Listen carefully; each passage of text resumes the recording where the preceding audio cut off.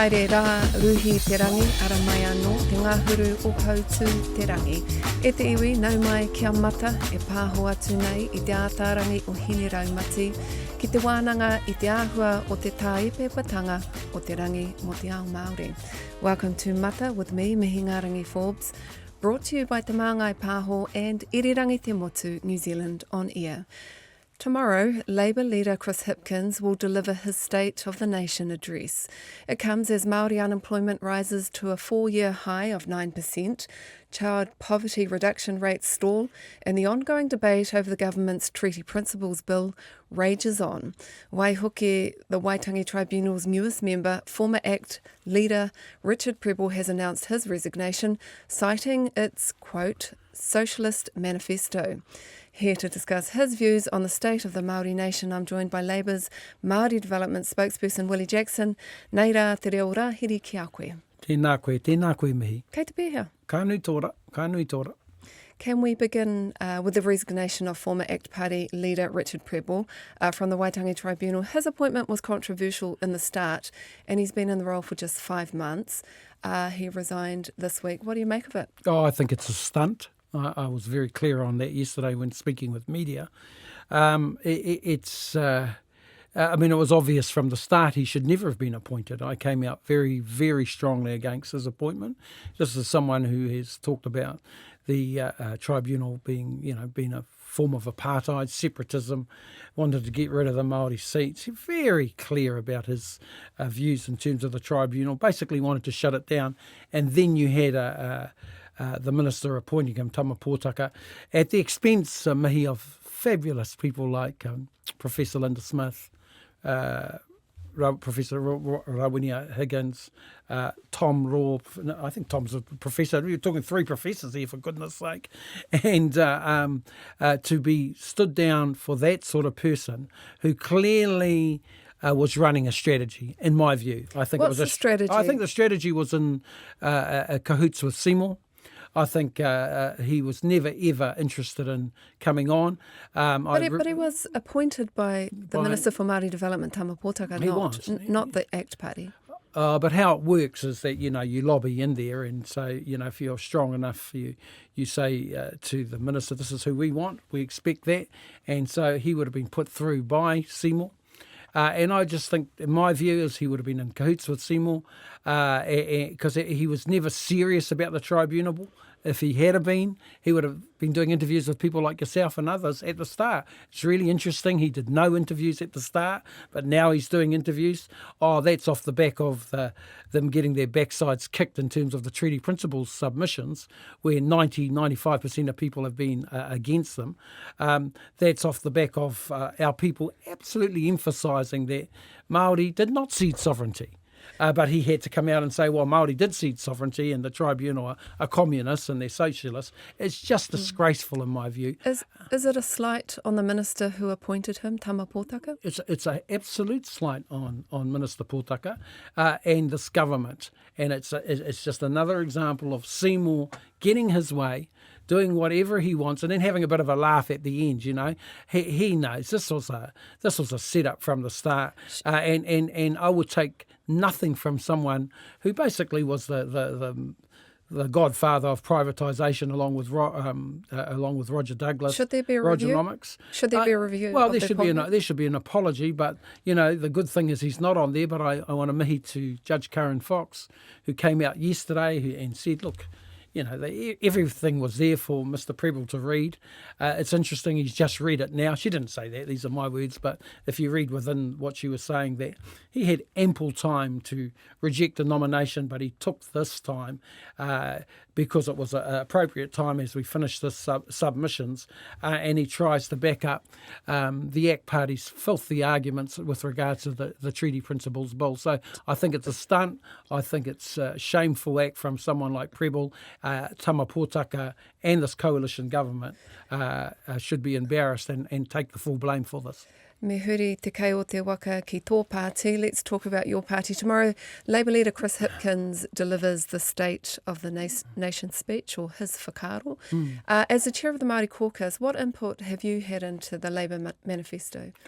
We have total input all the time, full input all the time. So when I listen to the speech tomorrow, what might I hear that was generated from the Māori caucus? Well, I haven't heard the speech at the end yet, but he has been someone who's been incredibly supportive of Māori initiatives and kaupapa.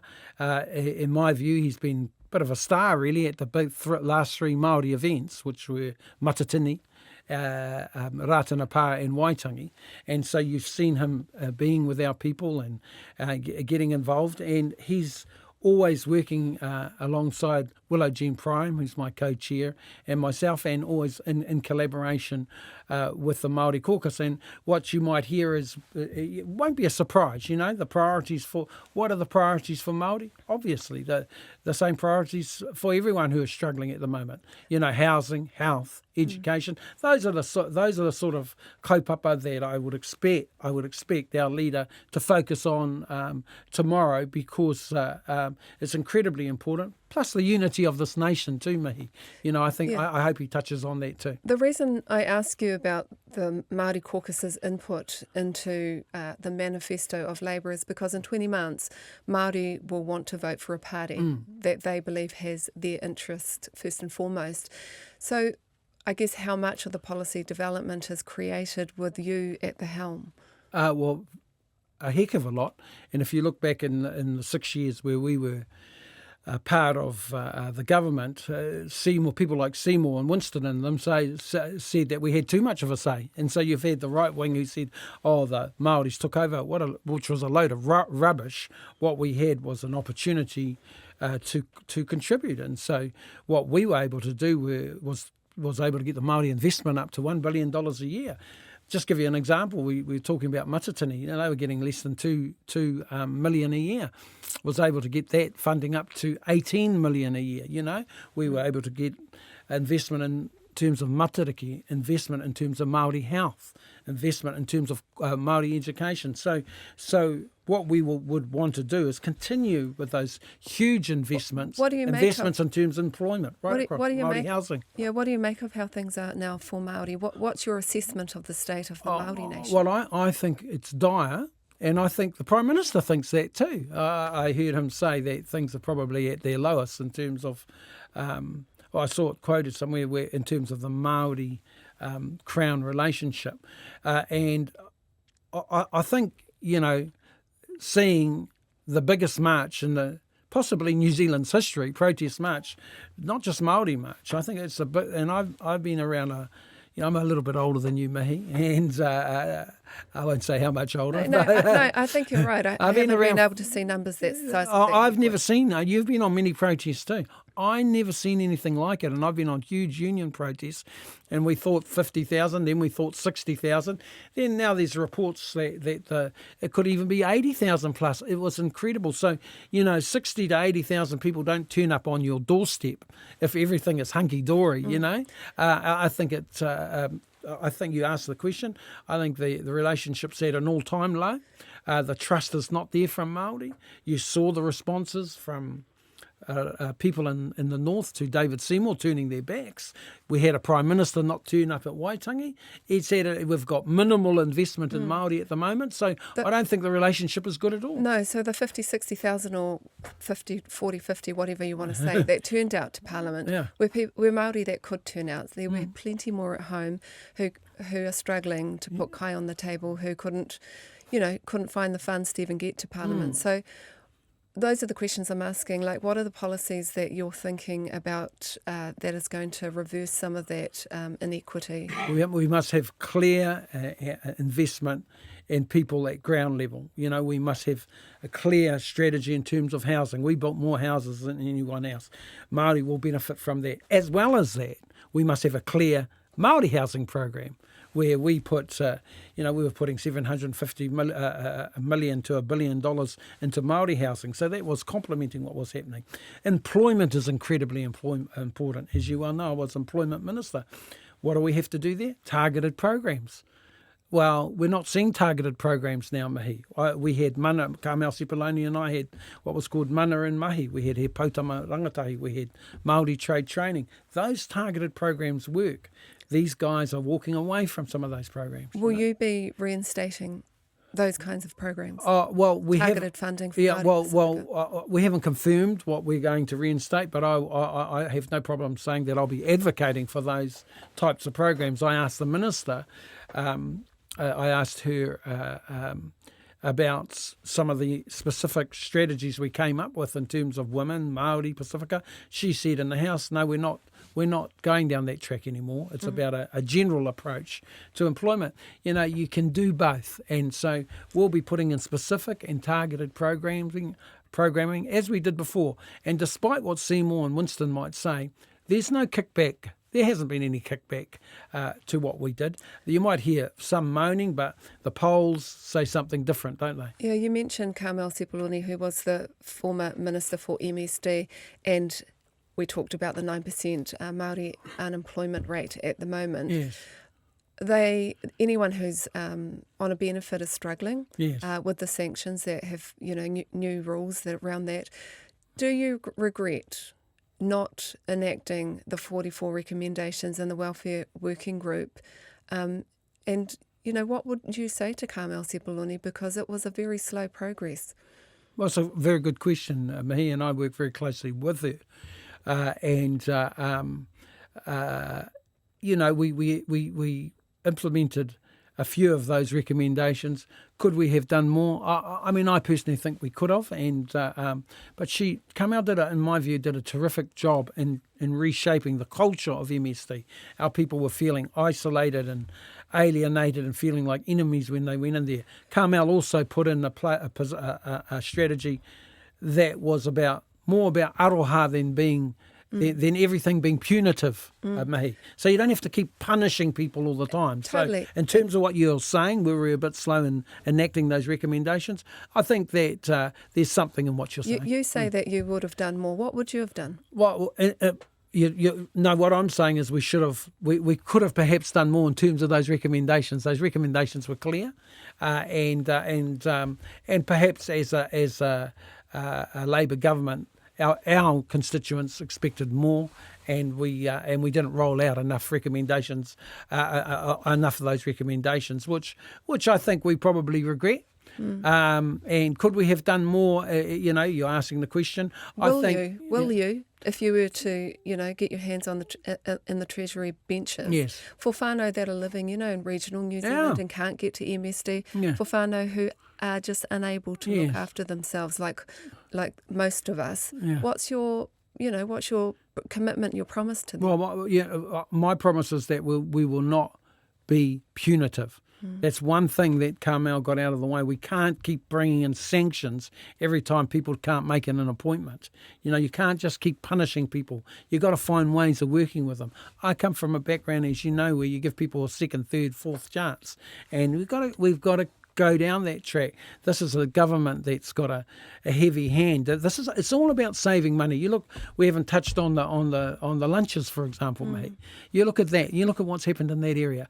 The Seymour goes in and says, we need to save money. $130 million we'll save. But at what expense? I tell you at what expense. Our kids' expenses in terms of having a decent lunch, at our community's expense, because we had local providers providing those lunches. Was it a missed opportunity when you were in power to not get on top of the duopoly in the supermarkets? Because that would have saved people more money in their back pocket. Yeah, I think that we should have. And I think that we must do, and that's what I'd hope that we could do. But I tell you, this lunches in schools program is a total disaster at the moment, and our kids are suffering, our communities are suffering. Why? Because it's all about cost saving from this government. Let's save $130 million, and we'll chuck $10 billion away in terms of tax cuts, and we'll look after the landlords in terms of $2.5 billion. But never mind the kids, you see, and so it's the services. Who makes the sacrifice under this government? It's workers, it's Māori, it's our communities, it's our kids, and that's what is so evident with this lunches program. Yeah. Looking forward, what's Labour's overall plan? You say that there's going to be a kōrero tomorrow. What are some of the key issues in it that are going to actually make a huge shift? Well, we're not talking about incremental things because as you say, there needs to be a huge shift to turn things around? Oh, in terms of this government, I think things have turned around. You look at where the polls are placed at the moment. We have to keep the pressure on them, particularly in the key areas where people are suffering, all people right across the spectrum. Where are they suffering? They're suffering in the health area. They're suffering in the housing area. They're suffering in an employment area. They're suffering in the education area. We have to continually challenge the government on the level of support they're giving these areas. All our people are saying at the front line that essential services have been taken away. There's just been cuts everywhere, and the result of that is that you've got communities suffering, and so we need some investment and support in those areas, and we're going to just keep up the pressure. And where will that come from? Because I think a lot of people would agree with you. Investing in regions, investing in people, in health and education, the rest of it. So, Labour had an opportunity to introduce a capital gains tax. It didn't happen. What's the plan the next time round that will make a monumental shift? Well, I mean, that kōrero could be a monumental shift. Where's it going to come from? The tax system is something we're examining at the moment. What do you think as a Minister for Māori Development? Well, I think that's a very important kōrero that I'm engaging in. We've got a couple of taxes up at the moment. It's capital gains and wealth tax. And, do you believe in them, though? I believe in them? Personally, is that something that you would support? Yeah. Would you prefer a wealth tax or a capital gains tax? I'm still traversing that. But if you're asking me, do I believe in a fairer tax system? Yes. I was part of the alliance. My views are no secret. Back in, I think Annabelle Lee knows too. I think we were on the road with Jim Anderton and her mother Sandra Lee in the 90s talking about capital gains tax. So I'm on record of saying you have to have a fairer tax system. Has that been finalised with Labour yet? Not yet, but we're going through that process. In your discussions, though, is it an easy discussion? Do you think you're going to get some momentum on it? I think so. I think there's a push there, and it's no secret the media are aware that we're talking about it, but we haven't made any final decisions. But a fairer tax system where everybody's paying their way, I mean, who could argue with that? Me. How will the policies that we'll start to hear about from tomorrow onwards go down with potential coalition partners? I'm not sure. Are you aligned? Yeah, well, you've got obviously we've been working with the Greens and Te Pāti Māori, and we might have differences there with them in terms of how far we go in terms of taxes. Pāti Māori have got their own views, Greens have got theirs, but we're working constructively with them at the moment. Those have been the two parties we've been working with at the moment, but we're still 18 months down the track, nothing's finalised. The polls are swinging your way, as you said, but it's unlikely Labour could govern alone, so you're going to have to look to those smaller parties. How does, at the moment we've got a coalition that has three separate leaders, if you like, with their own mana. They look after their own ministers.